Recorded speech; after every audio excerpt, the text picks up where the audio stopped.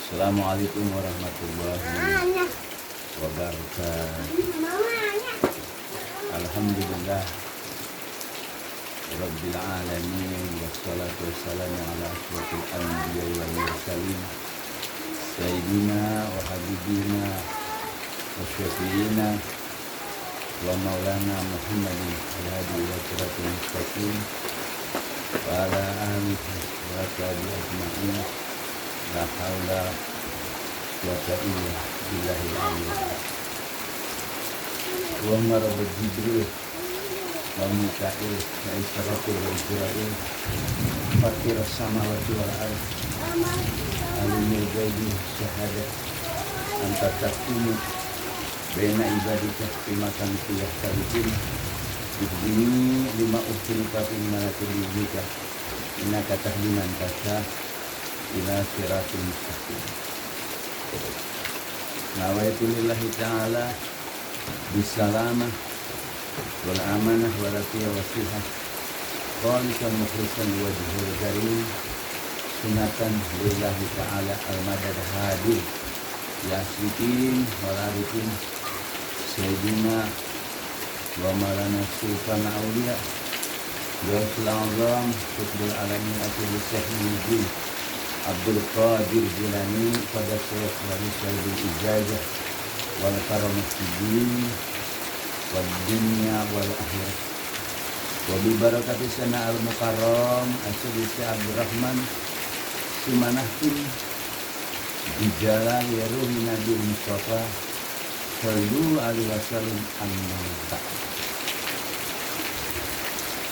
Para jamaah usaha Katolik dimanapun berada, alhamdulillah di sore hari ini kita masih diberikan nikmat hujan di Kampung Jaya Mukti, Desa Polos Cilik, Gereja Katolik akan membahas tentang ajaran Torekoh Syekh Abdul Rahman radhiyallahu anhu. Kalau bicara tentang dalil, maka dalil Torekoh itu ada dalam surat Jin ayat 16. La istaqamu ala tariqati la istainau ma'an ghadaqa. Andai mereka istiqomah di atas jalan Torekoh, niscaya kami akan memberikan rezeki kepada mereka seperti air hujan yang turun dari langit. Nah, seperti ini, hujan turun dari langit, rezeki.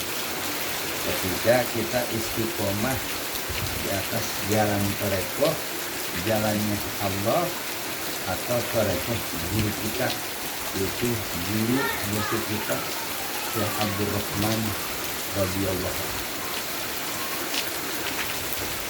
Jadi ajaran Abah Guru Syekh Abdul Rahman itu Torekoh yang kita jalani adalah Torekoh tabaruk menuju suluk. Tabaruk itu asal kata tabaroka, ya tabaruku tabaruk, artinya keberkahan, mencari keberkahan. Suluk asal kata salaka yasluku suluk. Torekoh tabaruk menuju suluk. Kalau disebut torekoh tabaruk, yaitu seorang murid, seorang salik datang ke bapak guru, kemudian pengen dijadiin murid, maka si murid tadi mendapatkan torekoh tabaruk dari gurunya, mendapat talqin bayat zikir dari badal talqin, kemudian naik tingkat dari latifah qalbi ke latifah ruh, ke latifah syirik, latifah hoki, latifah apa, nafsi kolab. Itu namanya Torekoh Tabaruk. Setelah menzikirkan yang diberikan, dijajarkan oleh guru musik kita, maka si murid tadi diberikan muraqabah ahadiyah, ma'iyah, aktarobiyah. Setelah itu barulah dikhotam, namanya khotam tabaruk, dengan diberikan gelar yaitu wali sogir, dan diberikan mandat untuk melaksanakan khotaman hawa jitan. Itulah namanya Torekoh Tabaruk, di mana si murid sudah mengkhotamkan 7 latifah, kemudian diberikan muraqabah hadiah maya akarobiyah oleh sang mursyid, maka diberikanlah yaitu gelar wali sogir, itu khotam tabaruk. Kemudian Torekoh Suluk, setelah khotam tabaruk diberikan 7 latifah dengan 3 muraqabah hadiah maya akarobiyah, maka si murid tadi mulai menjalankan yaitu khalwat tarbiyah 1, khalwat tarbiyah 2, khalwat tarbiyah 3. Maka itu disebut Torekoh Suluk. Tujuannya apa khalwat tarbiyah 1, 2, 3? Tidak lain untuk memilih, mencari murad daripada Syekh Abdul Rahman. Itulah Torekoh Tabaruk Melusi. Jalur abah guru Syekh Abdul Rahman ini itu Torekohnya dari Syekh Ahmad Khatib Sambas. Sambas ke Syekh Abdul Karim Tanara Banten, kemudian ke Sohim Benteng, kemudian Syekh Abdul Khair Lil Jambu, kemudian ke Syekh Abdul Rahman radhiyallahu. Itulah jalur Torekoh. Gerbang Torekoh, ketika orang pengen ikut Torekoh atau gerbangnya, maka yang pertama yang dilakukan si murid adalah mandi tobat, sholat tobat. Kenapa harus ada mandi tobat, sholat tobat? Tidak lain menggugurkan dosa-dosa kita. Maka istilah ada mandi tobat, sholat hajat, baru nanti ditalkin lah, yaitu di waktu subuh setelah sholat jamaah subuh ditalkin. Nah, disitulah murid ditanam kalimat la ilaha illallah, kata Sultan Aulia. Maka orang sebelum ajalnya habis, sebelum umurnya habis, maka seseorang itu harus cari ahli talqin yang bisa menghidupkan hati dia, yang bisa menghidupkan roh dia.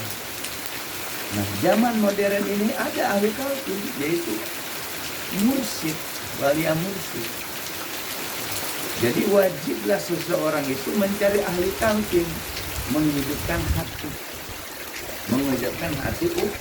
ukhrawi, menghidupkan hati ukhrawi. Maka di talqin tujuannya adalah menghidupkan hati atau menghidupkan ruh yang tadinya kita punya ruh jismani kembali menjadi rohani. Itu pelajaran Torekoh, tujuannya awalnya tidak lain menghidupkan ruh kedua yang disebut rohani atau roh muda. Disitulah murid dikasih zikir la ilaha illallah 165, dikasih juga zikir hoki di 7 latifah, yaitu dengan zikir la ilaha illallah dengan suara yang keras 165, kemudian zikir hoki ismu zat di dalam latifah qalbinya, latifah rusirah hoki nasir kolab. Nah, itu dia zikir. Tujuannya apa? Yaitu untuk menjadi insan kamil mukamil. Karena seseorang ketika dapat ilmu latifah, itu berarti dia sudah menjadi insan kamil mukamil. Maka ada istilah latifah qalbi Muhammad, latifah ruh Muhammad, latifah siri Muhammad, latifah hofi ahwa Muhammad, latifah ahwa Muhammad, nafsi gedung Muhammad atau jiwa Muhammad, yaitu latifah qolat, itu sudut batang tubuh Muhammad. Jadi sifat Muhammad atau yang Muhammad yang disebut zuhir dan batin itu, yaitulah orang-orang yang sudah mendapatkan 7 latifah dari sang mursyid melalui belajar atau melalui pintu talqin dulu, yaitu talqin berzikir dengan kalimat la ilaha illallah yang ditalqinkan, yang diajarkan, dan masuklah zikir kedua adalah zikir hati untuk mencapai tidak lain menjadi insan kamil mukamil. Jadi insan kamil mukamil ini setiap manusia wajib untuk menjadi seperti itu. Yang bisa membentuk insan kamil mukamil hanya syekh mursyid, hanya guru rohani, hanya walia mursyid. Nah, ketika orang mempelajari agama dengan mempelajari Islam, mempelajari akidah tentang keimanan, dan terakhir mempelajari tentang ilmu tasawuf. Jadi kalau Islam disebut ilmu syariat, yaitu ilmunya ilmu fikih. Kalau iman yaitu ilmu tentang akidah yang disebut belajar tentang sifat 20 kalau dalam kalangan akidah Ahlussunnah wal Jamaah. Kalau belajar ihsan, kalau belajar tentang hati, ilmunya tasawuf. Maka ada istilah thariqah sufiyah, yaitu jalan orang-orang sufi, orang-orang yang bersih hatinya, jiwanya, pikirannya, dan lain-lain. Nah, Islam ini kan dibangun Islam iman ihsan. Kita ngambil ihsannya di dalam thariqah ini yang disebut thariqah sufiyah. Nah, thariqah sufiyah itu adalah ilmu yu'rafu bi ahwalin nas. Sebagaimana yang dikutip dalam kitab Tanwirul Qulub, bahwa thariqah sufiyah itu adalah sebuah ilmu, sebuah pengetahuan dengan ilmu tadi ya'rifu biha ahwalun nas. Seseorang itu akan tahu tentang keadaan jiwa dia, tentang keadaan hati dia, tentang keadaan ruhiyah mahmudah wa madnubah, apakah jiwanya itu terpuji atau jiwanya tercela. Nah, itulah ilmu thariqah sufiyah. Di antaranya tarekat Qadiriyah wa Naqsabandiyah, pendirinya Syekh Ahmad Khatib Sambas, diteruskan oleh Syekh Abdul Karim Tanar Banten, diteruskan oleh muridnya yaitu Syekh Solim Benteng, diteruskan oleh muridnya yaitu Syekh Abdul Khairul Jambu, diteruskan oleh muridnya yaitu oleh Syekh Abdul Rahman yang ada di Ciputu Bogor. Itu termasuk bagian daripada thariqah sufiyah. Jadi ilmu thariqah sufiyah itu ilmu untuk mengetahui keadaan hati seseorang, untuk mengetahui jiwa seseorang, untuk mengetahui tentang ruh seseorang. Kapan si jiwa itu terpuji, kapan tercela. Nah, yang jadi sasaran ilmu thariqah sufiyah itu ketika si nafsunya mazmumah, si nafsunya terjangkit penyakit batin. Maka ilmu thariqah sufiyah memberikan cara kifayatu tathhiriha min mazmumiha, yaitu bagaimana mensucikan, membersihkan ketika si jiwa, ketika si nafsu seseorang itu kotor atau tidak terpuji atau ada najis-najis manawi. Maka caranya dengan ilmu thariqah sufiyah yaitu kifayat tathhiriha min mazmumiha, bagaimana caranya untuk membersihkan si jiwa tadi dari sifat yang tidak terpuji. Contoh, jiwa seseorang itu takabur, penyakit. Jiwa seseorang itu riya, penyakit. Jiwa seseorang itu bakhil, penyakit. Jiwa seseorang itu atau diri seseorang itu malas ibadah, malas zikir, itu penyakit. Maka kata ulama salah satu Imam Amin Al-Qurdi dalam kitab Tanwirul Qulub, kifayatu tathhiriha min mazmumiha. Jadi kalau ada seseorang punya penyakit sombong, takabur, riya, dan lain-lain penyakit hati, maka caranya membersihkannya dengan ilmu thariqah sufiyah. Kifayat, cara tathhiriha, mensucikannya si jiwa dari sifat-sifat tercela. Makanya orang untuk membersihkan hati yang tidak terpuji, dia harus masuk toreko. Syariat toreko hakikat marifat.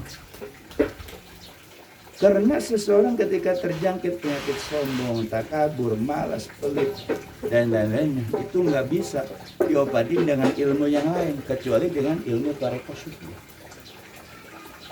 Setelah jiwa yang tidak terpuji tadi, tercela tadi, terkena penyakit najis ma'nawi, kata Syekh Amin Al-Qurdi, wa kifayatu tahliyatiha, wa kifayah wa tahliyatiha, dan bagaimana caranya menghiasi wa tahliyatiha bisifatil mahmudiha.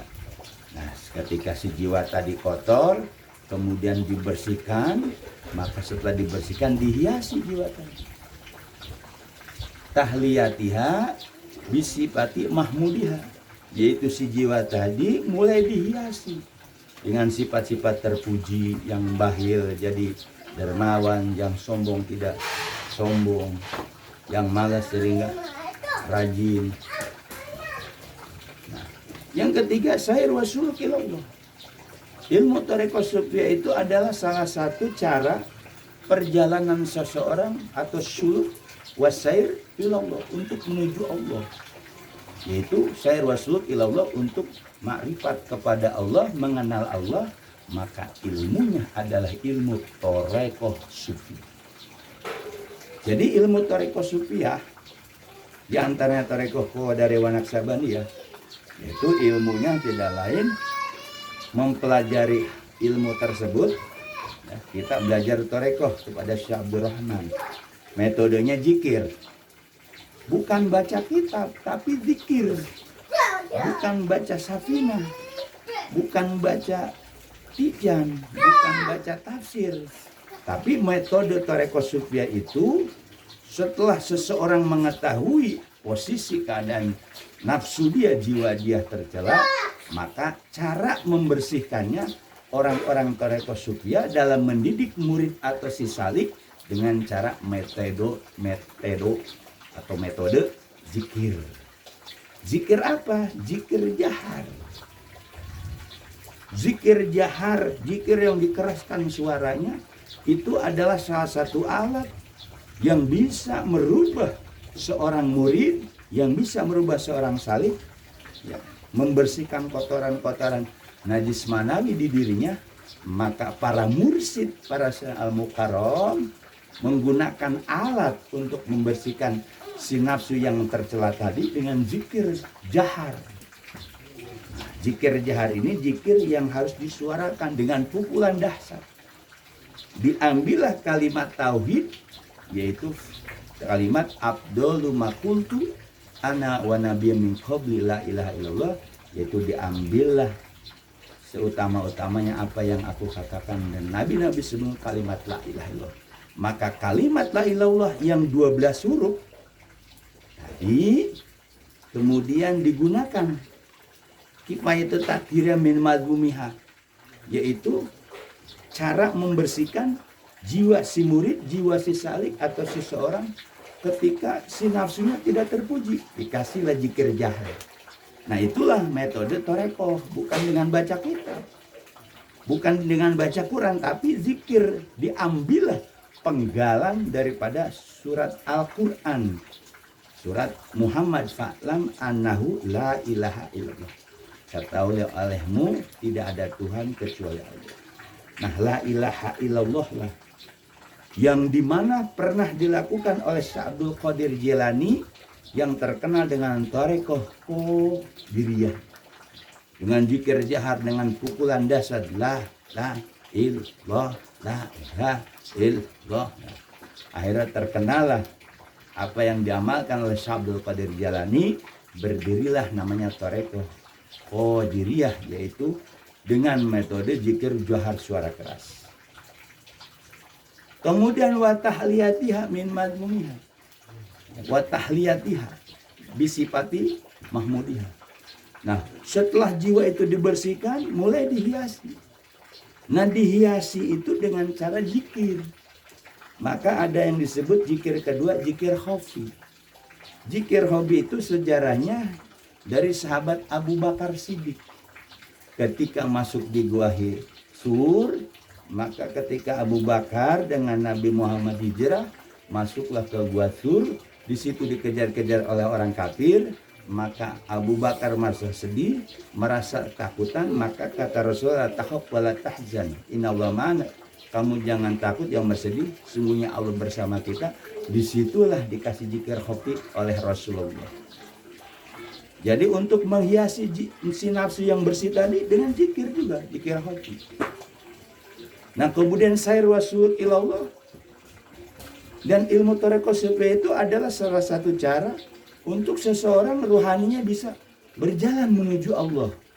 Suluk wasair ilallah itu menuju Allah, dia harus punya pembimbing, seorang guru namanya Syekh Mursyid.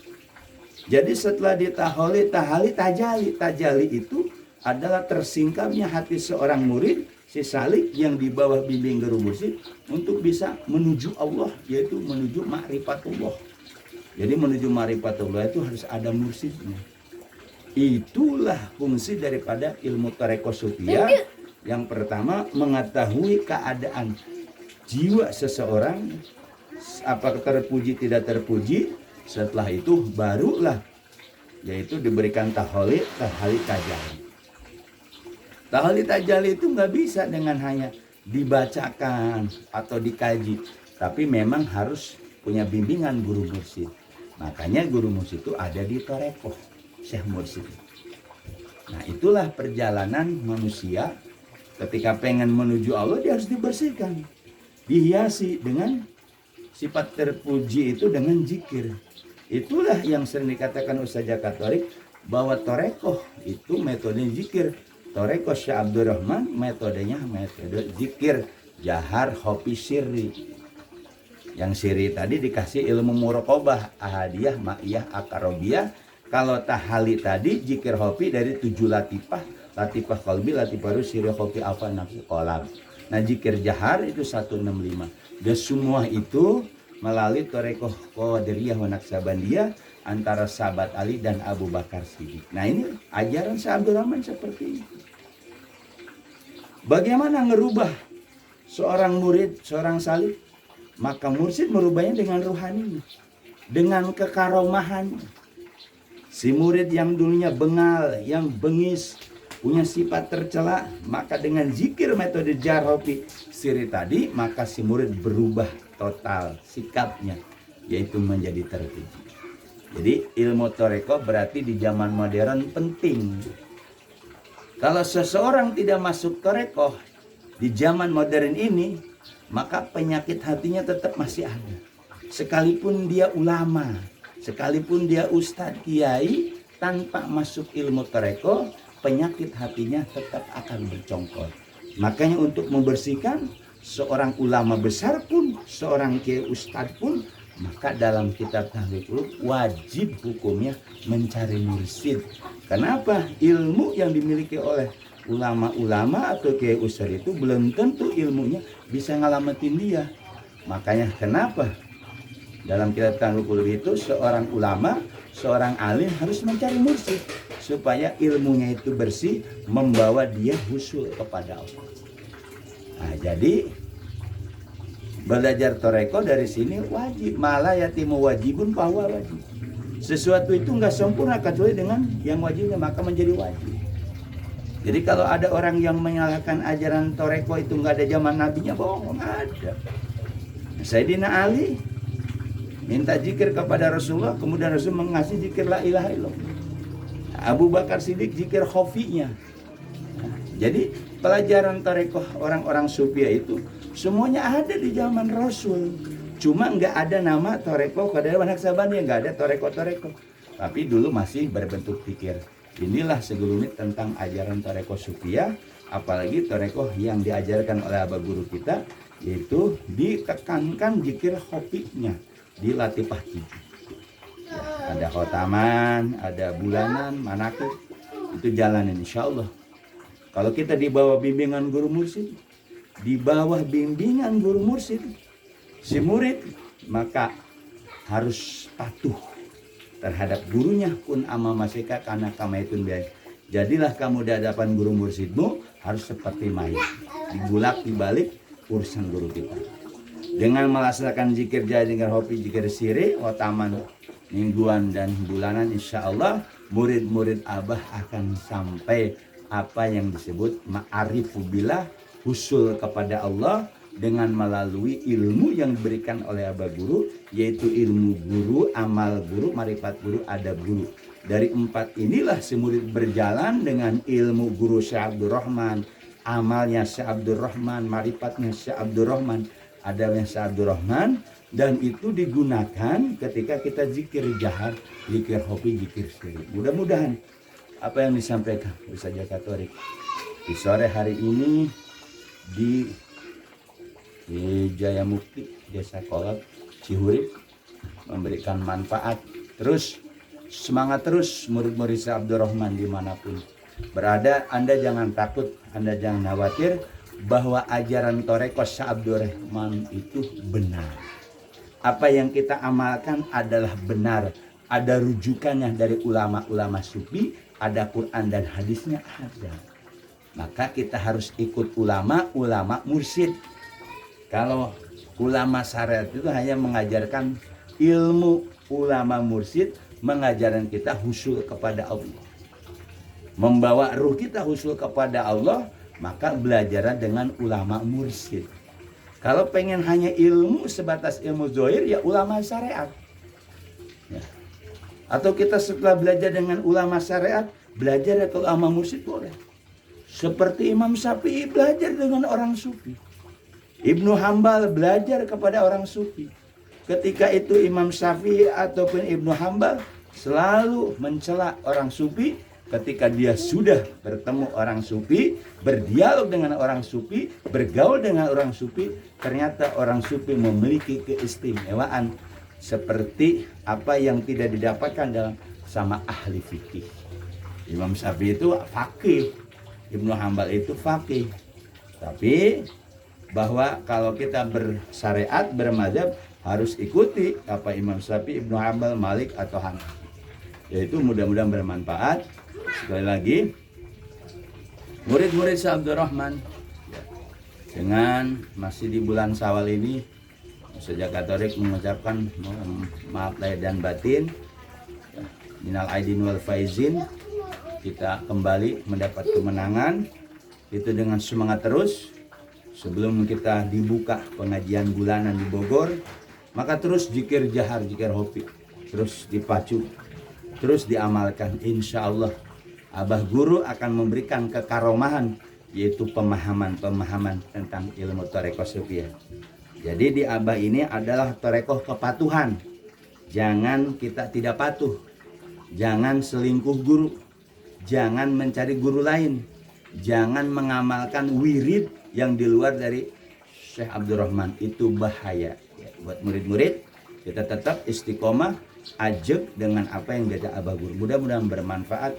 Mudah-mudahan kita selalu jadi murid-murid Abah Guru, membawa ajaran-ajaran Abah Guru dengan istiqomah, dengan terus bendera Torekoh Syekh Abdul Rahman, itu Torekoh pada Manasnya Tabruk Konsuluk ini harus kita tetap bawa, kita berjuang, kita tinggikan ajaran Abah, ajaran guru kita. Mudah-mudahan bermanfaat. Saya wabillahi taufik wal hidayah. Wassalamualaikum warahmatullahi wabarakatuh.